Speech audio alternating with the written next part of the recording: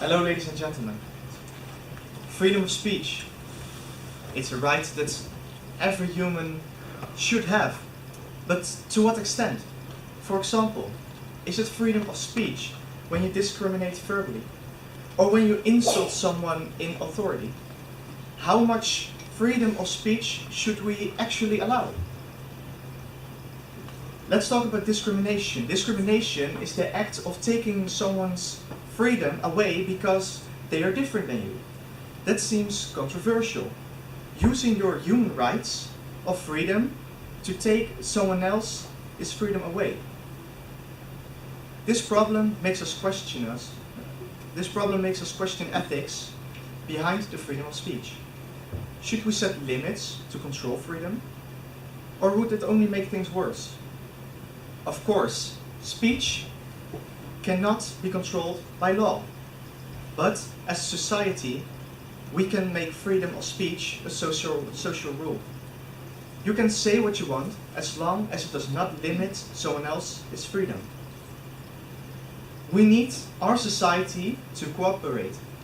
We need the people to work together.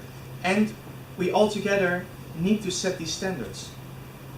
Freedom of speech will give you the opportunity to speak of your opinion. But you may not limit someone else's freedom by using your own. This is only a small part of the equality we are fighting for.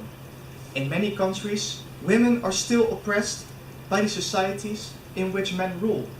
For example, think about what lately happened in the news. Girl, 22 years old, Dutch girl, went with a friend to Qatar, was being drugged, raped, and when she went to the police, she was put in prison, sentenced to, I thought, 12 years of prison, because she had sex outside of her marriage. I mean, it's crazy.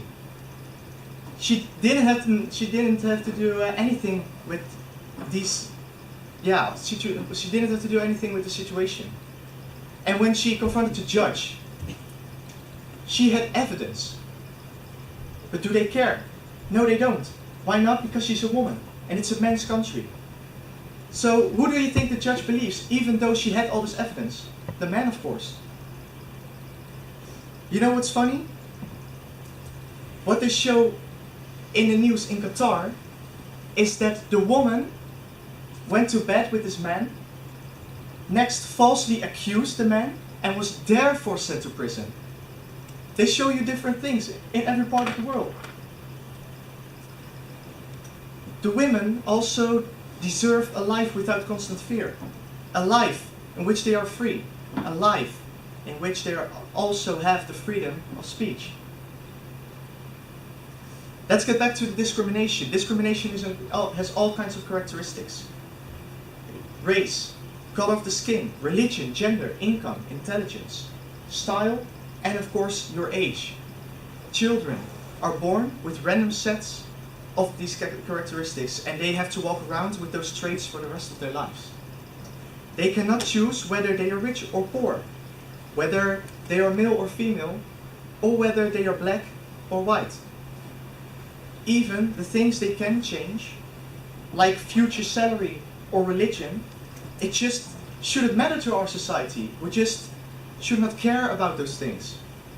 The only thing these kids need is an opportunity which we can provide.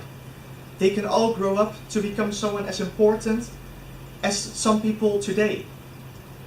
They could invent a new sort of fuel to make our cars run for another hundreds of years. They could come up with ways to run the economy and help Greece get out of its debts.